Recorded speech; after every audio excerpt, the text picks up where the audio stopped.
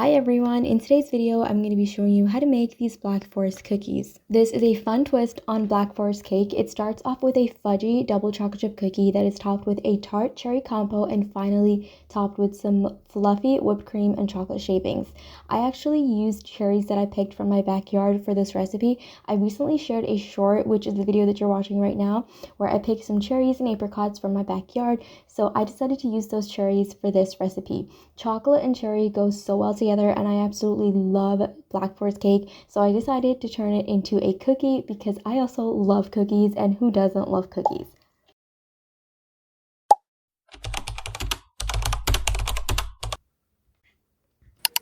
The first thing that we're going to do is prepare the cherries. I'm removing the stems and then I'm going to wash and pit these so that we can use them later on. Now let's make the double chocolate chip cookie dough. In a large bowl, you're going to combine together some melted unsalted butter. Make sure that the butter is cooled before you use it in the recipe. And into that, I'm going to add in some granulated sugar and brown sugar. Give that a good mix, and then next we're going to add in 1 large egg and 1 egg yolk. You do want to make sure that the egg is at room temperature for the best results. This extra egg yolk is going to add this fattiness and moisture to the cookies, which makes it really chewy in the end. And then I'm also going to throw in some vanilla extract, and we're going to give everything a good mix.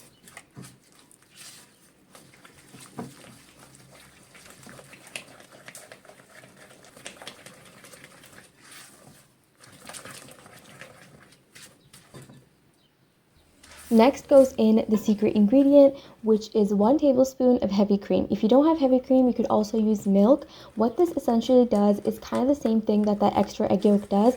It's going to add this richness, which is going to make the cookies so rich and indulgent.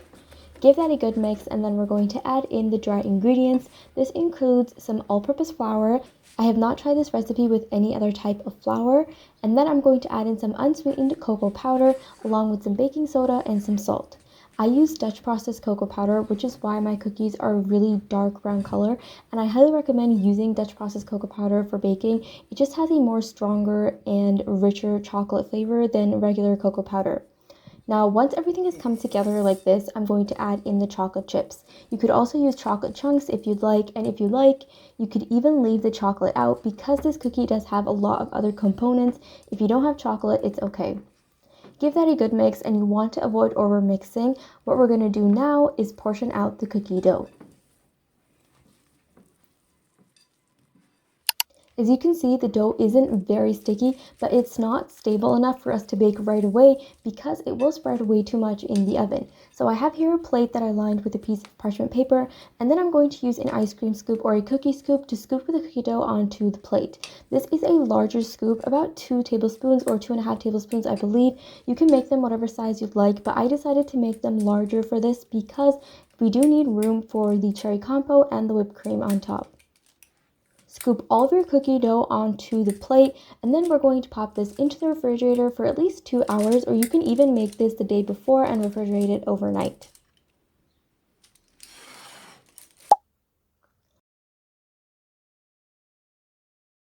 While the cookie dough chills, let's prepare the cherry compote. In a small saucepan, combine together water, some cornstarch, granulated sugar, lemon zest, and give that a good mix. If you don't have lemon zest, you could leave it out.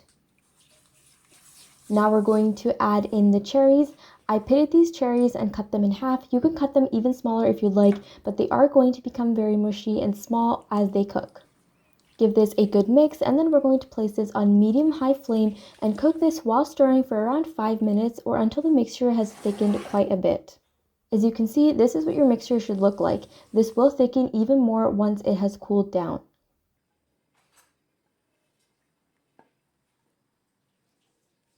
Place this in the refrigerator until it's fully cooled and we're ready to assemble the cookies.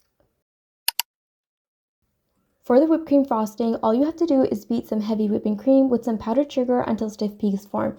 I'm using an electric mixer. You could also use a whisk, but just keep in mind it's going to take much longer. Then you're going to store the cream in the fridge until we're ready to assemble the cookies.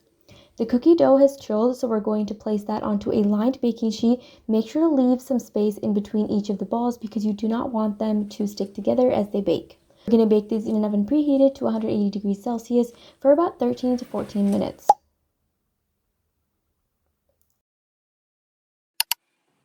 And immediately after they come out of the oven, I'm going to use a half a tablespoon measuring spoon to create these indentations in the center of each cookie. It's going to look like the cookie dough is raw, but don't worry, it's going to set up as the cookie cools.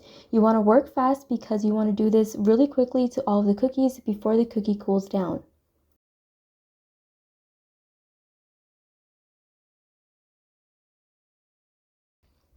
Once you've done that to all of your cookies, let the cookies cool down completely on the tray for around 15 minutes.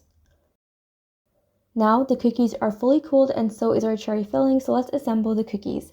I'm adding a teaspoon of the cherry compote in the center of all of the cookies and then just spread that out evenly.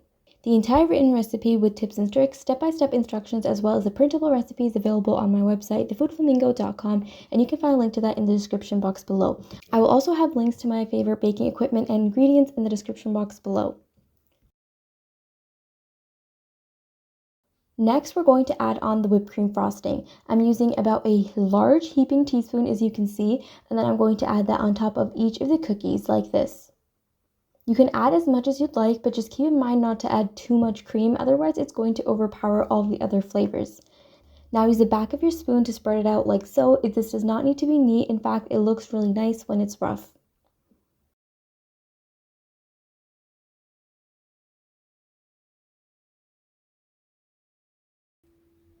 And finally, to make it look just like a Black Forest cake, I'm going to top this off with lots of chocolate shavings.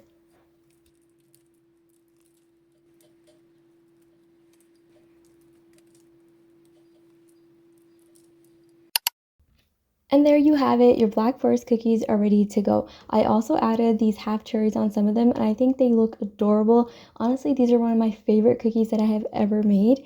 It's fun to make and they taste so good. The chocolate and cherry flavor is to die for because that tart cherry really balances out the sweetness of the cookie. If you haven't already, remember to subscribe for more easy and delicious recipes just like this one. Like the video if you've liked it and comment down below if you've tried this recipe or if there's anything else you'd like me to make. And as always, thank you so much for watching and I will see you in the next video.